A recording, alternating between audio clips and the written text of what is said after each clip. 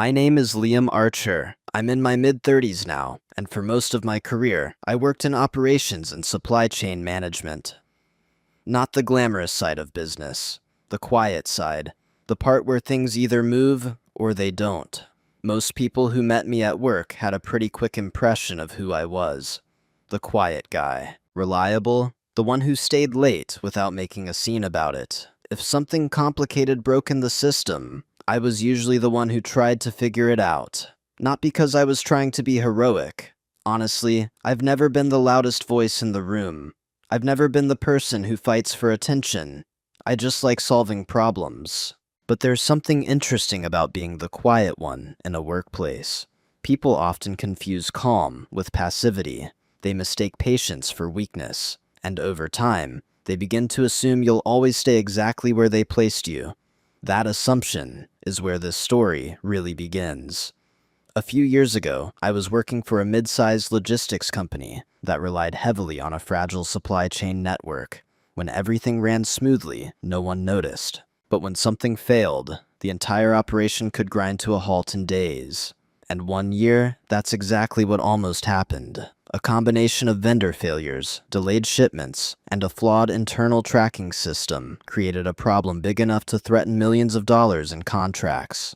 The kind of situation where executives suddenly start having emergency meetings and everyone pretends they knew the risks all along. I spent weeks untangling that problem. Late nights, data trails, conversations nobody else wanted to have. Eventually, the solution worked. The company avoided a shutdown scenario and saved roughly $1.8 million in losses. Afterward, my boss called me into his office. He thanked me, told me I had proven leadership potential, and said something I had been quietly working toward for years. A promotion, not immediately, he explained. But the paperwork was coming soon. At the time, I believed him. For 3 months, I kept doing exactly what I had always done. I worked. I waited. I trusted that the system would recognize the effort eventually. But 3 months later, I discovered something that completely changed how I understood my role in that company, and how others had been seeing me the entire time. The strange thing is, this story isn't really about revenge. No shouting, no dramatic confrontation, just a series of realizations, and one decision that quietly changed everything. And by the time anyone noticed what had happened, it was already far too late to undo it. So, before I start at the beginning, let me ask you something. Have you ever had the feeling that people around you had already decided who you were before you even had the chance to show them otherwise? If you had asked anyone in the office who Liam Archer was back then, you would probably hear a version of the same description. Reliable. That word came up a lot. Reliable meant I didn't complain when work landed on my desk late on a Friday afternoon. Reliable meant I answered emails faster than most people even noticed them. Reliable meant that if something broke in the system, someone would eventually say, "Just send it to Liam." It sounded like respect on the surface, but over time, I started noticing something underneath it. Reliable also meant predictable. Predictable people are comfortable staying exactly where they are. I worked in the operations department of a logistics company that most people outside the industry had never heard of. We weren't famous, we weren't flashy, but we handled contracts large enough that when shipments stopped moving, entire product lines for other companies could stall. Our office sat on the 14th floor of a quiet glass building overlooking the Chicago River. Every morning looked the same: elevator ride, coffee machine line, a quick nod to coworkers passing by with laptops already open. The operations floor itself was full of giant monitors displaying shipment routes, warehouse inventories, and supplier timelines. Most people only looked at those screens when something was wrong. I looked at them all the time. Patterns fascinated me. You could stare at enough shipping data and start noticing things most people miss. A 2-hour delay happens every third Thursday. A vendor that always submitted incomplete reports. A warehouse that mysteriously slowed down whenever certain managers were scheduled. To most people, those details were background noise. To me, they were signals. But in the office hierarchy, signals didn't matter as much as visibility. The people who got noticed were usually the ones presenting slides in meetings, speaking confidently during quarterly reviews, or managing teams large enough to look impressive on an org chart. I wasn't one of those people. My job title sounded important enough. Senior supply chain analyst, But in reality, it meant something simpler. I solved problems that had already become inconvenient for someone else. If a shipment route collapsed overnight, I rebuilt it. If a vendor contract created scheduling chaos, I rewrote the timeline model. If the tracking software started producing inconsistent forecasts, I stayed late until the numbers made sense again. Most of those fixes happened quietly. Sometimes, my manager would forward my analysis to executives without mentioning where it came from. Sometimes I'd see my own solutions presented later in meetings, as if they had appeared from nowhere. I told myself that was normal. After all, I was being paid to do the work, not to collect credit. At least that's what I believed at the time. Looking back now, I realize something important about how workplaces function. People don't always assign roles based on ability, they assign them based on comfort. And the role people had assigned to me was clear, even if no one ever said it out loud. I was the person who fixed things, but I was not the person who moved forward. And for a long time, I accepted that arrangement without questioning it, not because I lacked ambition, but because I believed that eventually, if you solved enough difficult problems, someone would notice. What I didn't understand yet was that in some environments, being the person who quietly solves everything can actually make you too valuable to promote. And the first time I began to sense that possibility didn't come during a big meeting. It came during a small moment that most people in the office probably forgot 5 minutes later, but I didn't forget it because that moment was the first small cut. The first moment that stayed with me wasn't dramatic, no raised voices, no public embarrassment. Just a small meeting on a Tuesday morning that most people in the room probably forgot before lunch. Our operations team had a weekly logistics review every Tuesday at 9:30. It was one of those meetings that existed mostly because companies believe meetings are necessary to prove work is happening. 10 people in a conference room, coffee cups, a screen showing shipment performance charts. My manager at the time, Daniel Cross, usually ran the meeting. Daniel was the kind of leader who spoke smoothly and confidently, even when he hadn't fully read the reports. To be fair, he was good with people. Executives liked him, clients trusted him. But when it came to the details inside our logistics systems, that part usually landed on my desk. That Tuesday, we were reviewing a recurring shipping delay that had been quietly costing the company thousands every month. The issue looked small on paper, just a 2-day delay on certain international shipments. But the real problem was hidden inside a chain of automated scheduling rules that kept pushing the shipments further down priority queues. Most people saw it as random. I had spent the previous week digging into the pattern. The delay wasn't random at all. It came from a conflict between our warehouse loading schedule and a vendor's dispatch window. Every third week, the system forced shipments to wait an extra cycle. Fixing it wasn't complicated once you understood the pattern. It required adjusting 2 rules in the routing software and renegotiating a small change in vendor dispatch timing. I had already prepared the solution in a short document. When the delay chart appeared on the meeting screen, Daniel sighed and said something like, "We've been seeing this problem again. Does anyone have thoughts?" There was a pause in the room. People scrolled through their laptops. Someone took a sip of coffee. I spoke up. "I think I found the source of it," I said. The room turned slightly toward me. I explained the scheduling conflict, showed the pattern across the past 6 months, then outlined the fix, 2 rule adjustments, and a vendor call. The explanation took maybe 2 minutes. Daniel nodded slowly while I talked. When I finished, he said, "Yeah, that makes sense." Then he turned back toward the rest of the room. "All right," he said. "So the issue is basically a scheduling conflict in the system. We'll adjust the routing rules and coordinate with the vendor dispatch window." Almost word for word what I had just said. But the phrasing was different. It wasn't presented as Liam's analysis. It was presented as the meeting's conclusion. No one in the room seemed to notice the difference. The conversation moved on immediately to the next topic. And that was it. 2 minutes of discussion. Problem solved. If you replayed the meeting recording, it would look completely normal, but something about it stayed in my mind longer than it should have. Not anger, just awareness. Because that wasn't the first time something like that had happened. It was simply the first time I paused long enough to notice the pattern. Credit didn't disappear loudly, it disappeared quietly. Ideas entered the room with a name attached, and left the room without one. Again, I told myself it didn't matter. The solution would still save the company money. The system would run better. That was the real goal, right? That's what I believed then. But patterns rarely stay isolated. Once you start noticing them, They begin to appear everywhere, and over the next few months, moments like that stopped feeling like coincidences. They started feeling like the normal way things worked. After that Tuesday meeting, nothing in the office changed, at least not on the surface. The routing rules were adjusted exactly the way I had suggested. The vendor dispatch schedule was renegotiated. Within a month, the recurring delay disappeared from our logistics reports. The company quietly saved thousands of dollars in operational costs. And life at the office moved forward like it always did. Another week, another meeting, another problem somewhere in the system is waiting to be solved. But something had shifted inside my awareness. Before that meeting, moments like that felt random. Small misunderstandings that happen in busy workplaces. But once I started paying attention, I realized they weren't random at all.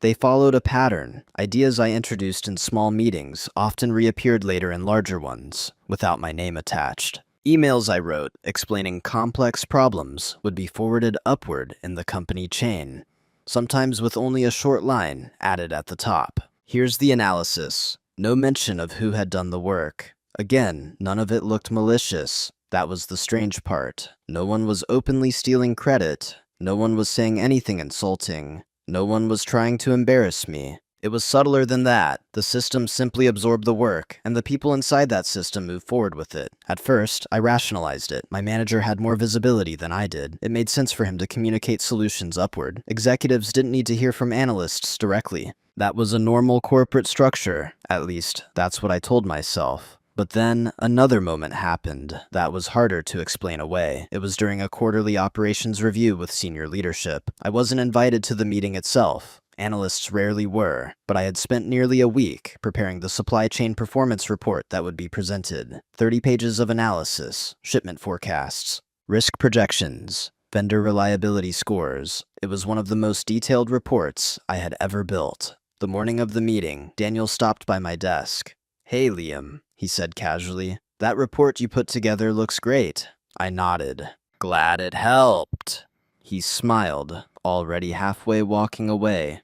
"Yeah," he said. "This'll make the review a lot easier." Later that afternoon, I happened to pass by one of the smaller conference rooms, where the leadership team had just finished the review. The door was open. Inside, a few managers were still talking. One of them was holding a printed copy of the report.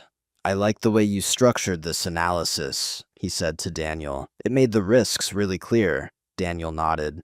"Thanks," he replied. That was it. No correction. No clarification, just a quiet acceptance of credit that had never been explicitly offered, but also never redirected. I stood there in the hallway for maybe 5 seconds. Then I kept walking. Not because I was angry, because I suddenly understood something that had been forming quietly over the past few months. This wasn't an accident. This was normal, not normal in the sense that everyone consciously agreed to it, but normal in the sense that the system naturally rewarded the people who presented solutions more than the people who built them, and once that pattern became established, no one had a strong incentive to question it, especially not the people benefiting from it. That realization could have pushed me to confront someone. Some people would have walked into Daniel's office that afternoon and demanded recognition, but that wasn't my instinct. Instead, I did something much quieter. I told myself a different story. I told myself that visibility would come eventually, that if I continued producing results, real results, someone higher up in the company would eventually notice where the work was coming from. In other words, I chose patience.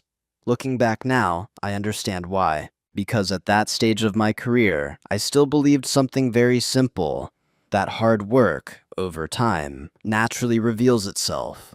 What I didn't realize yet was that workplaces don't just reward effort, they reward roles. And without noticing it, I had already been placed into one. It took me a while to understand the role people had quietly assigned to me, not because it was hidden, but because it was so ordinary that no one ever described it directly. In every workplace, there are unofficial roles that exist alongside the official job titles. There are the presenters, the people who speak in meetings and translate ideas upward through the company hierarchy. There are the decision makers, the ones whose names appear on organizational charts and approval emails. And then there are the fixers, the people everyone turns to when something complicated breaks. That last category was where I lived. If a vendor suddenly failed to deliver on time, someone would message me. If the routing system produced inconsistent forecasts, someone would stop by my desk. If two departments couldn't agree on where a supply delay was coming from, the conversation eventually circled back to me. Liam, can you take a look at this? At first, that responsibility felt like trust. And in many ways, it was. My coworkers knew I could solve difficult problems without turning them into drama. I didn't escalate things unnecessarily. I didn't complain about the messy details that came with operational work. But gradually, another pattern became visible. The more reliable you become at fixing problems, the more people expect you to stay exactly where you are. Because if the fixer moves upward, someone else has to take over the fixing. And not everyone wants that job. I remember one conversation that made this dynamic unusually clear. It happened one evening, after most of the office had gone home. I was still at my desk, reviewing vendor shipment logs, when Marissa, one of the operations coordinators, walked by. She glanced at the spreadsheets on my screen. "Still working on that?" she asked. "Just finishing up," I said. She leaned slightly against the edge of the cubicle wall. "You know," she said, "I don't know how you keep track of all this stuff." I smiled.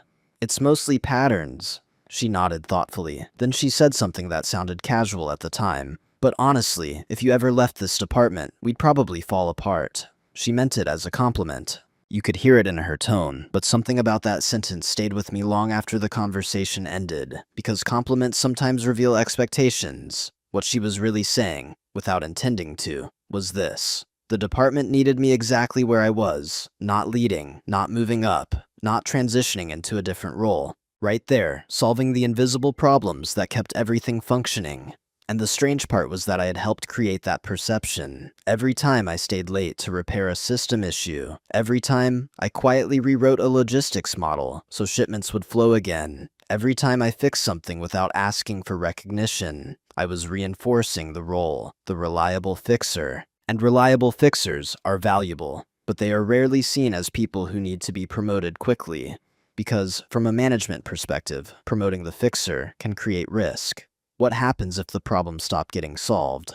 What happens if the next person isn't as careful? So instead of moving the fixer upward, organizations often keep them exactly where they are. At that stage, I didn't fully understand the implications of that dynamic, but I was starting to feel something new, not resentment. Just a quiet realization that the system around me might not be operating on the rules I thought it was. Still, I kept doing the work because I believed that if a truly critical situation ever happened, something big enough that the company couldn't ignore it, then the people who solved it would finally be impossible to overlook. I just didn't realize how soon that situation was about to arrive. And when it did, it nearly shut down the entire operation. The day things almost collapsed didn't start dramatically. There were no alarms, no emergency calls, just a quiet Monday morning that looked like every other one. I arrived a little before 8 a.m., the same way I always did. The office was still half empty, lights slowly flickering on across the operations floor. I grabbed coffee, opened my laptop, and began reviewing the weekend shipment reports. At first, nothing seemed unusual, but after about 10 minutes, something caught my attention. One of our primary overseas suppliers had marked 3 large shipments as pending dispatch. That wasn't normal. Those shipments were supposed to leave the warehouse 2 days earlier. If they didn't move soon, several of our downstream distribution centers would run out of inventory within the week. I refreshed the system. The status didn't change, so I opened the vendor communication log. There was a short message from the supplier's logistics coordinator sent late Sunday night. Temporary delay due to internal restructuring. Dispatch timeline uncertain. Uncertain. That word stood out immediately. In supply chain operations, uncertainty spreads fast. A delayed shipment can trigger a delayed delivery. A delayed delivery can halt production lines. And once customers start missing their deadlines, contracts begin to unravel. I checked the shipment quantities again. If those 3 loads didn't move within 48 hours, 2 of our largest clients would start running low on product. Within 5 days, the situation could escalate into a full operational shutdown for several distribution channels. I leaned back in my chair and stared at the screen. Then I started tracing the rest of the network. Vendor backups, alternate warehouses, emergency routing options. One by one, the numbers formed a picture that wasn't encouraging. The supply chain had become too dependent on that single supplier, not because anyone intended it to happen, just because, over time, small convenience decisions had stacked on top of each other: cheaper routes, faster contracts, temporary adjustments that became permanent. Now, the entire system was balanced on a fragile point. By 9:15, the office had filled up. Conversations buzzed around the floor, but no one else seemed to have noticed the supplier issue yet. I stood up and walked over to Daniel's office. He was on a call when I knocked lightly on the doorframe. He motioned for me to come in and finish the call. After a minute, he hung up. "What's up?" he asked. I turned my laptop toward him. "These shipments from Helios Logistics," I said. "They haven't dispatched yet, and the vendor says their timeline is uncertain." He glanced at the screen. "Okay," he said slowly. "If they don't move soon," I continued, "our inventory buffers start running out by Thursday." Daniel frowned slightly. "How bad are we talking?" I pulled up the projection model I had just built. "If nothing changes," I said, "we start missing deliveries to 2 major clients by the end of the week. After that, the delays compound."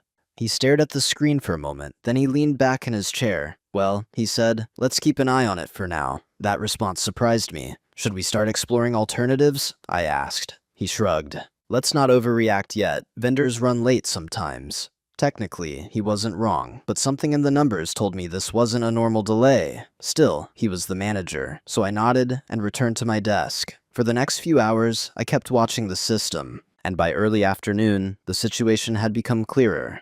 The supplier wasn't just delayed. They were shutting down one of their distribution hubs, the one responsible for our shipments, and no one in our leadership team seemed to realize what that meant yet. That was the moment something shifted inside me. Not panic, not frustration, just a calm realization that the system around me was about to face a problem much bigger than a delayed shipment. And if someone didn't start untangling it soon, the entire operation could grind to a halt. So I opened my black notebook, and I started mapping the problem. Once I confirmed the supplier hub was shutting down, the situation became very clear. The 3 delayed shipments weren't the real problem. They were just the first visible symptom. The deeper issue was structural. Over the past 2 years, our company has gradually concentrated nearly 40% of a critical product line through that single vendor hub. It had happened slowly through small operational decisions that looked efficient in isolation. A cheaper contract here, a faster shipping lane there, a temporary adjustment that quietly became permanent now that the hub was closing, which meant the system that looked stable last week was suddenly missing a major support beam. Most people in the office still didn't know. The shipment dashboards only showed delays, not causes. And unless someone specifically investigated the vendor's internal restructuring notice, the shutdown wasn't obvious. I sat at my desk looking at the network model I had started building earlier that morning. There were several possible ways to respond. None of them was simple. One option was to escalate immediately, send an urgent report to Daniel and the operations leadership team, explaining the risk. That would probably trigger emergency meetings and a wave of reactive decisions. Another option was to wait and see how the situation developed. Sometimes, vendors solved their own disruptions faster than expected.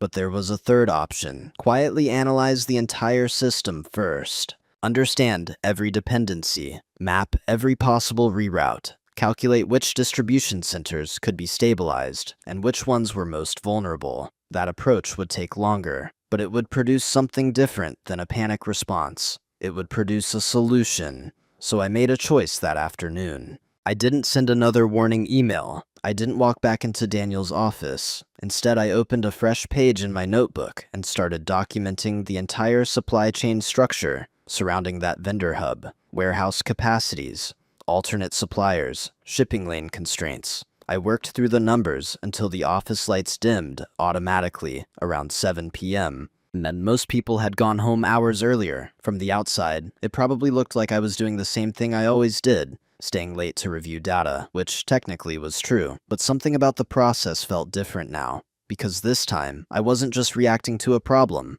I was studying the architecture behind it. And as the hours passed, the scale of the risk became clearer. If the vendor shutdown continued for even 1 week, several of our major contracts would be in jeopardy. If it lasted 2 weeks, the losses could easily reach 7 figures. The strange part was how quiet the office remained. No emergency meetings, no urgent messages from leadership. The system was still moving, slowly drifting toward a failure point that almost no one had noticed. Around 8:30 that night, Marissa passed by my desk again, while grabbing her bag to leave. "You're still here?" she asked. "Just reviewing some vendor numbers," I said. She smiled sympathetically. "You're the only person I know who actually enjoys staring at spreadsheets."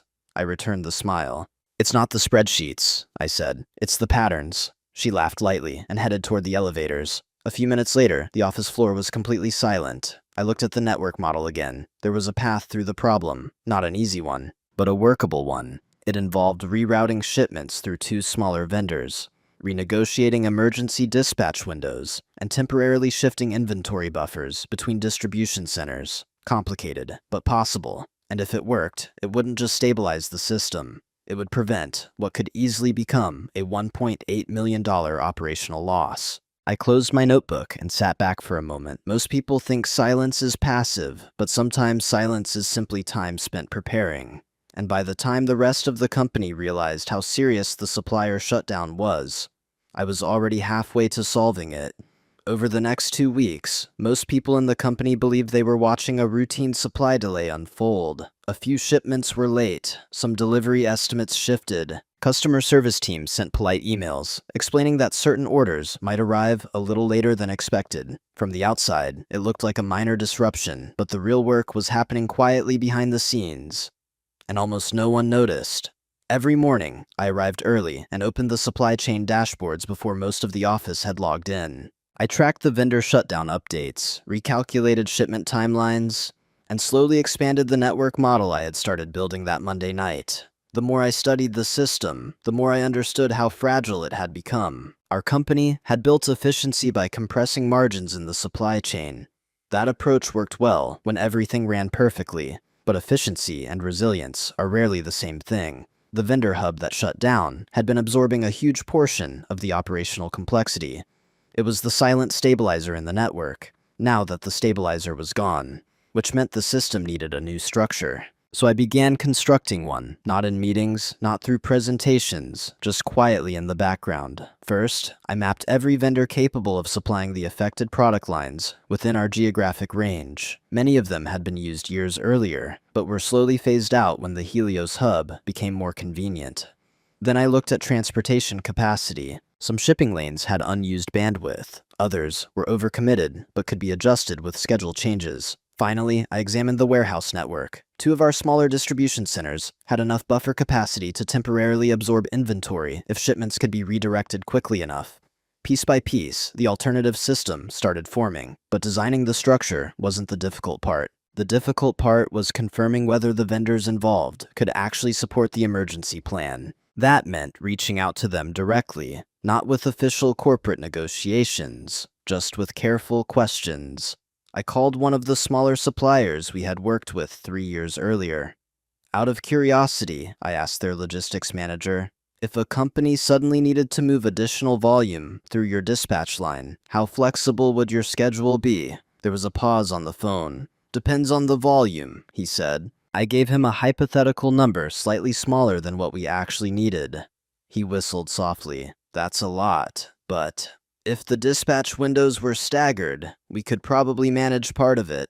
Part was enough. Next, I contacted another vendor through email, then another. None of the conversations sounded urgent. I framed everything as scenario planning.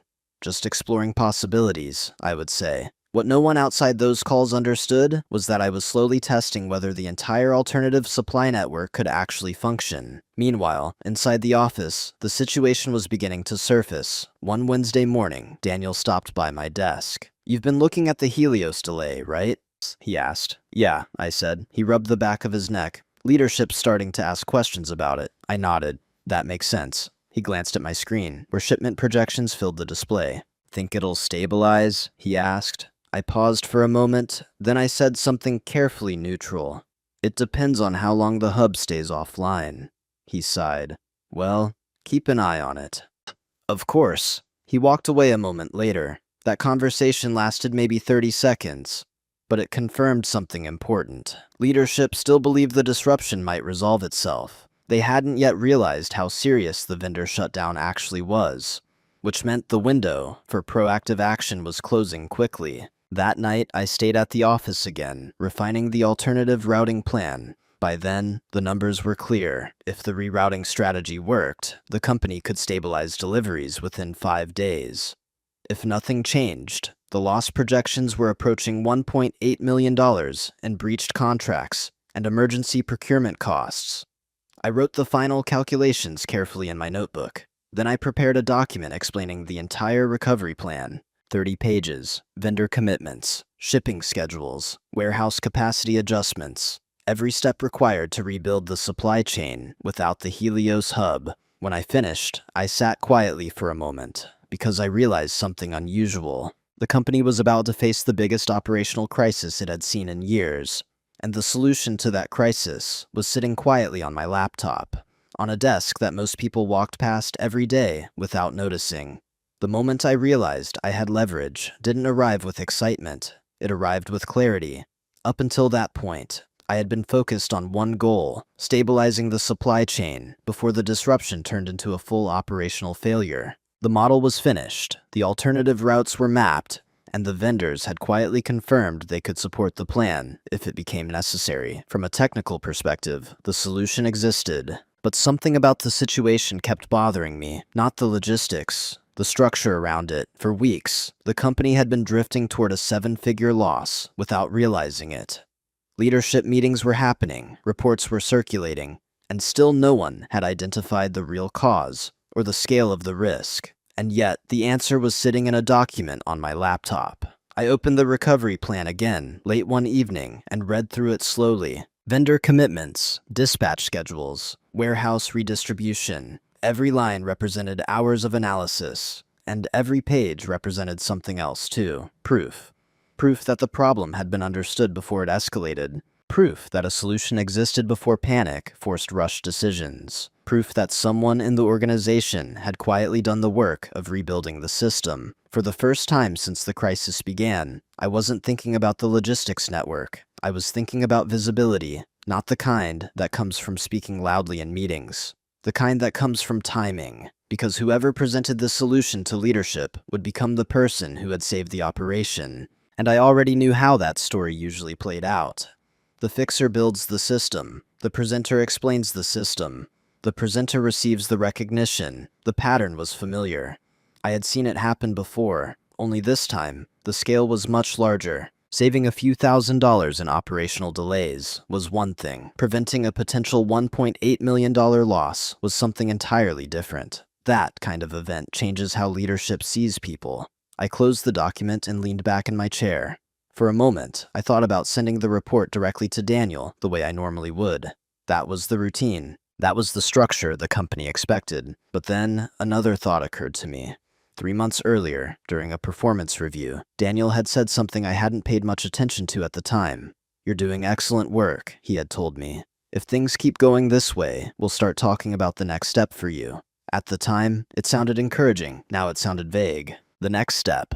Those words can mean many things in a workplace. Sometimes they mean a promotion. Sometimes they mean nothing at all. I looked at the recovery plan again. If I handed this to Daniel immediately, he would likely do what managers often do in urgent situations. Present the solution upward as quickly as possible so leadership could act, which meant the story would unfold the way it always had. The system would be saved, but the person who designed the solution might remain invisible. I wasn't angry about that possibility, but I was no longer unaware of it either. For the first time in my career, I understood something very clearly. Information has value, timing has value, and solutions, especially the ones that prevent disasters, carry more influence than most people realize. I didn't need to hide the recovery plan. I didn't need to rush it either. The company would notice the crisis soon enough. In fact, the shipment forecasts suggested that by the end of the week, the disruption would become impossible to ignore. And when that moment arrived, leadership would start asking a very specific question: how do we fix this? That was the moment the document on my laptop would matter most, not before. I saved the file, closed the laptop, and placed my black notebook on top of it. No excitement, no celebration, just a quiet understanding of something that had never been obvious to me before. Sometimes, the most powerful position in a system is not the person speaking the loudest. It's the person who already knows the answer before anyone else realizes there's a problem. By Thursday morning, the situation finally became visible to everyone else. The shipment dashboard started turning red. 3 delayed loads became 7. 7 became 11. Distribution centers began sending urgent messages asking when the missing inventory would arrive. Customer service teams escalated concerns from 2 of our largest clients. The tone of internal emails changed quickly. Words like delay were replaced with words like risk. Around 10:30 a.m., Daniel walked across the operations floor faster than usual and stopped at my desk. "Have you seen the latest vendor update?" he asked. "I have," I said. He exhaled slowly. "They've shut down the Helios hub completely." I nodded. "I figured that might happen." Daniel ran a hand through his hair, staring at the shipment dashboard on my screen. "This is bad," he muttered. For the first time since the disruption began, the scale of the problem was starting to sink in. "What are our options?" he asked. That question hung in the air for a moment. Technically, I could have answered immediately. The entire recovery plan was already written. The alternative vendors had quietly confirmed their flexibility. The rerouting schedule could be activated within hours.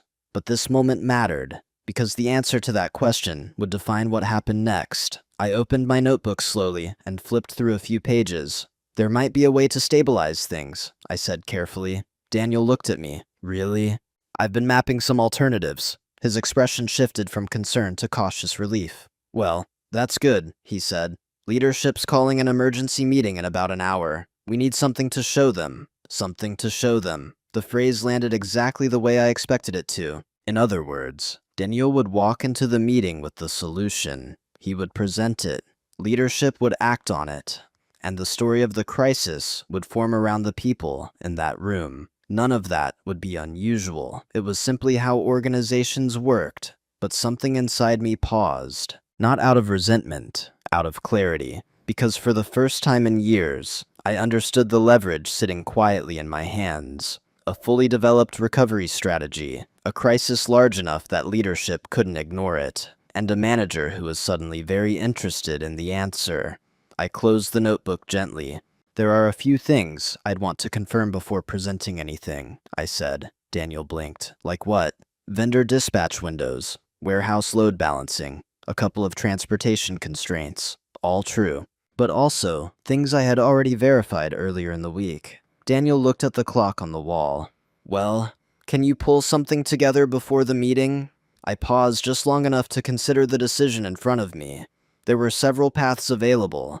I could hand him the recovery plan immediately. The crisis would likely be solved within days, and the pattern of invisible work would continue the way it always had.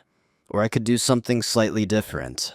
Not confrontational, not dramatic, just intentional. "Let me finish checking the numbers," I said calmly. "I'll send you a full analysis this afternoon." Daniel hesitated for a moment, then he nodded. "All right," he said, "but we need something soon." "I understand." He walked back toward his office a few seconds later. The emergency leadership meeting happened without my recovery plan. And exactly as the models predicted, the situation continued to escalate over the next 2 days. Shipment delays spread, customer pressure increased, and the cost projections started climbing rapidly toward a number no company likes to see: $1.8 million.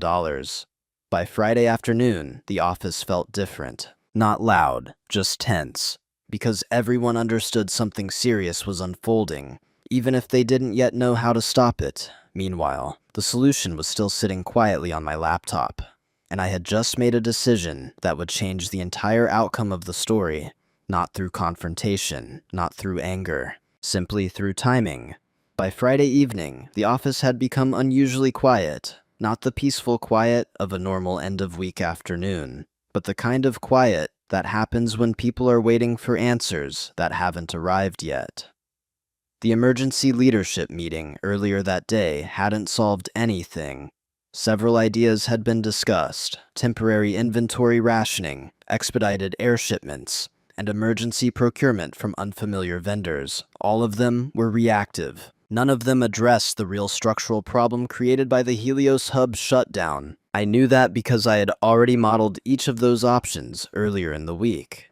Every one of them either delayed the crisis or made it more expensive. Meanwhile, the document on my laptop still contained the only plan that could stabilize the entire network without triggering cascading failures. I looked at the file again before leaving the office that night. 30 pages, vendor confirmations, shipment routes, warehouse load balancing, everything needed to rebuild the supply chain structure. But something had changed since the beginning of the week. Originally, I had built the recovery plan simply to solve the problem. Now I understood it had another purpose as well. It was evidence. Evidence of the moment the company realized it needed a solution. Evidence of who provided it. Evidence of what that solution ultimately saved. So instead of rushing to release the plan, I began doing something quieter. I started documenting everything, not in dramatic ways, just small, careful records. Every vendor confirmation email was archived. Every shipment forecast update was saved. Every internal message referencing the disruption was copied into my notebook alongside the timeline of events. Monday, vendor delay discovered. Tuesday, hub shutdown confirmed. Wednesday, risk projections exceed 7 figures. Friday, leadership emergency meeting. Then, below those entries, I wrote something else. Projected recovery savings, $1.8 million. That number wasn't theoretical anymore. The more the crisis expanded, the clearer the financial impact became. And if the recovery plan worked the way the model predicted, that amount would represent the difference between failure and stability. Around 7:45 p.m., Daniel walked past my desk again while gathering his things. "You heading out soon?" he asked. "Yeah," I said. "Just finishing something up." He sighed. "Leadership's pretty nervous right now." "I can imagine." He leaned slightly against the edge of the cubicle wall. "You mentioned earlier you were working on some alternative routing ideas." "I am. Any chance they might work?" I met his eyes calmly. "I think they might." That answer was honest, but it also left something unsaid. Daniel nodded slowly. "Well, if you've got something solid, we really need it next week." "I understand." He gave a tired smile and walked toward the elevators. The office lights dimmed again a few minutes later as the floor emptied. I packed my notebook into my bag and shut down the laptop. The recovery plan was still there, ready, but timing still mattered. Because crises reveal something about organizations.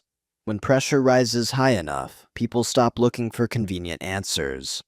They start looking for the right one. And when that moment arrives, the person who provides that answer becomes very difficult to overlook. The following Monday morning would be that moment. Not because I forced it, simply because the system had finally reached the point where it could no longer pretend the problem was temporary. Over the weekend, the shipment delays continued spreading through the network exactly as the model predicted. By the time I walked into the office on Monday morning, the projected loss had officially crossed the number leadership feared most. $1. 8 million. And now, finally, everyone in the company was asking the same question. How do we stop this? I placed my bag on the desk, opened the laptop, and prepared to answer it. By Monday morning, the atmosphere inside the office had changed completely. People were still speaking quietly, still moving through their routines, but there was a new tension underneath everything. You could feel it in the way managers walked across the floor, a little faster than usual, in the way conversation stopped when someone from leadership appeared. The numbers had finally reached everyone. Over the weekend, 2 major clients formally asked for delivery assurances. Our distribution centers were running dangerously low on inventory. Customer support teams had begun flagging contract penalty clauses. The projected loss was no longer theoretical, $1.8 million. And once that number appeared in an internal report early Monday morning, the tone of the company shifted immediately. At 9 a.m., a company-wide operations call was scheduled, not the normal weekly review. This one was marked urgent. Daniel passed my desk on his way toward the conference room. "They're asking everyone for solutions today," he said quickly. I nodded. I figured. He paused for a second. "You still working on that routing analysis?" "Yes." "Good," he said. "We might need it." Might, the word was almost ironic now, because by that point, the recovery plan had already been tested through every model I could run. The vendors had confirmed dispatch windows. The warehouse managers had quietly indicated that their facilities could absorb the temporary load shifts. The plan was ready, but the organization around it had to reach the right moment first. During the operations call, the conversation unfolded exactly as expected. Different departments proposed partial fixes, expedited air freight, temporary inventory rationing, emergency procurement at higher costs. Each option solved a small piece of the problem while creating two new complications somewhere else in the system. That's the thing about complex supply chains. Quick solutions rarely stay simple. By 10:15 a.m., the call had turned into a series of worried discussions instead of clear decisions. Daniel returned to the floor afterward, looking more tired than usual. "How bad was it?" I asked. He sat down at his desk across the aisle. "Leadership's concerned," he said. That was an understatement. "They want a stabilization plan by tomorrow morning." I opened my laptop slowly. "That makes sense?" He looked at me again. "You said you had something mapped out, right?" "I do." For a moment, he just stared at the screen on my desk. Then he said something that sounded almost hopeful. "If it works, this could save the whole quarter." I didn't respond immediately. Instead, I turned the laptop slightly so he could see the first page of the document. The title was simple: Supply Chain Stabilization Strategy, Helios Disruption. Daniel leaned closer. "What is this?" he asked. "The full recovery model," I said calmly. He scrolled through the first few pages. Vendor contacts, shipment reroutes, inventory redistribution schedules. The deeper he scrolled, the quieter he became. After about a minute, he leaned back in the chair. "You've already done all this?" he asked. "Over the past week." There was a pause. Then he said something that revealed exactly how the next part of the story would unfold. "This is exactly what leadership's asking for." I nodded. "Yes." He looked relieved, almost excited. "All right," he said, standing up. "I'm taking this to the executive team." I closed the laptop gently. "Actually," I said. He stopped. "What?" "I'd like to walk them through it myself." That sentence changed the dynamic of the room instantly. Not in a dramatic way, just a small shift in the air between us. Because up until that moment, the structure of the company had always been clear. Managers presented, analysts supported, but this situation was different. Daniel studied my face for a few seconds. Then he asked the obvious question. "Why?" My answer was simple. "Because I built it." Silence hung between us for a moment, not hostile, just unfamiliar. And that was when the real consequences of the past week finally began to appear, not in the supply chain, but in the structure of recognition inside the company. Daniel didn't respond immediately. He stood there beside my desk, one hand resting lightly on the back of the chair, the other still holding the printed pages he had just skimmed through. It wasn't anger in his expression. It was something closer to confusion, not about the recovery plan. That part was clear. The document in his hands solved the exact crisis that leadership had spent the morning struggling to understand. What confused him was the shift in the dynamic between us. Because for years, the process had always been the same. I built the analysis. He presented the analysis. The system moved forward. Now, for the first time, I had interrupted that pattern. "I'd like to walk them through it myself." The sentence had been calm, almost casual, but it changed the entire structure of the moment. Daniel finally spoke. "You mean, join the meeting?" "Yes." He looked down at the document again, flipping through several pages more slowly this time. Vendor dispatch windows, alternate routing schedules, inventory redistribution plans across 3 different warehouse regions. Every detail was there. It wasn't just a rough idea. It was a complete operational blueprint. "You really built all of this last week?" he asked again. I did. Another quiet pause followed. From the far side of the office floor, someone's phone rang. A printer started running somewhere near the accounting section. Normal office sounds. But inside this small moment between us, something had shifted permanently. Daniel exhaled slowly. "Liam, leadership usually expects managers to present operational plans." "I understand." That answer wasn't confrontational. It was simply factual. Because I did understand the structure of the organization. But I also understood something else now. This situation was no longer routine. A potential $1.8 million loss had forced leadership to look for real answers. Not polished summaries, not partial fixes, real solutions. And the person who understood the system well enough to answer their questions needed to be the one in the room. Daniel rubbed his temples for a moment. "I'm not saying you shouldn't be involved," he said carefully, "but this is a pretty high-level meeting. I know. You've never presented directly to the executive team before. That's true. He looked at me again. Then why push for it now? The question wasn't hostile. It sounded more like someone trying to understand a sudden change. I thought about the best way to answer it. Then I said something simple.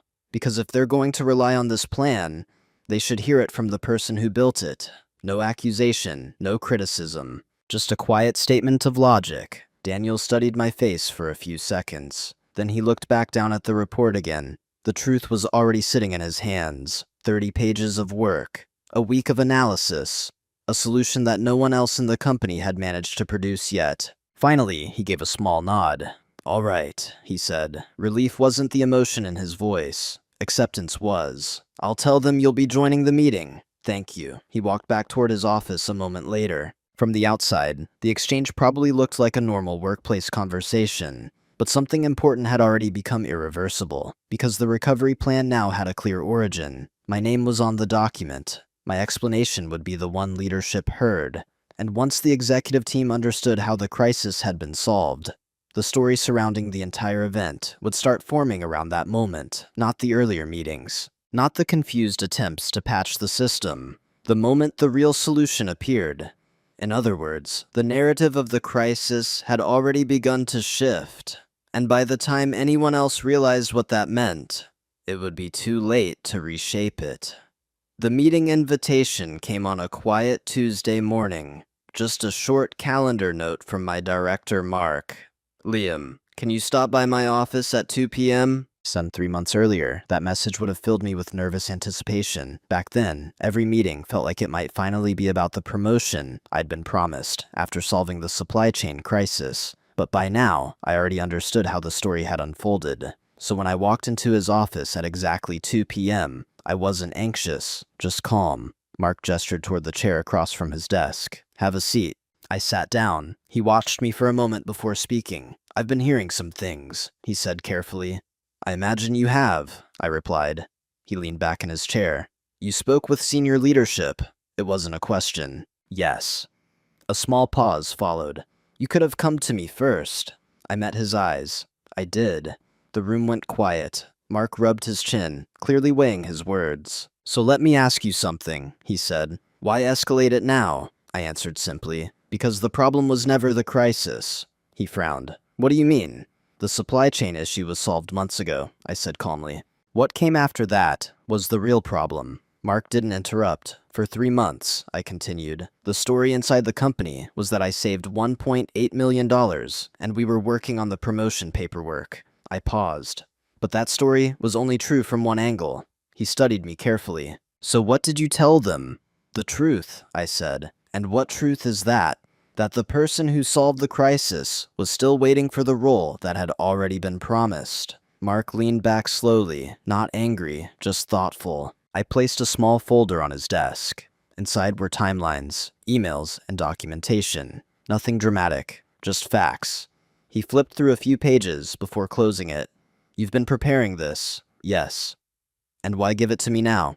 I answered quietly. "Because the moment the real solution appears, the narrative changes." Mark looked at me, understanding beginning to form. "The company thought the crisis was the supply chain," I said. "It wasn't." He stayed silent. "The real question now," I continued, "is why the person who fixed it was left waiting." And the room fell still, because once that question starts circulating inside leadership, the story has already shifted, and by the time everyone realizes what that means, it's usually too late to reshape it. By the end of the week, the atmosphere in the office had shifted. Not dramatically. No announcements, no sudden meetings, just small signals. People from departments that had never spoken to me before suddenly asked for my input. A senior operations manager stopped by my desk to ask about the supply chain model I had built. Even HR sent a brief message asking if I had time to review some documentation. None of it was direct, but it was clear the conversation had moved beyond Mark's office. And once a conversation reaches that level inside a company, it rarely moves backward.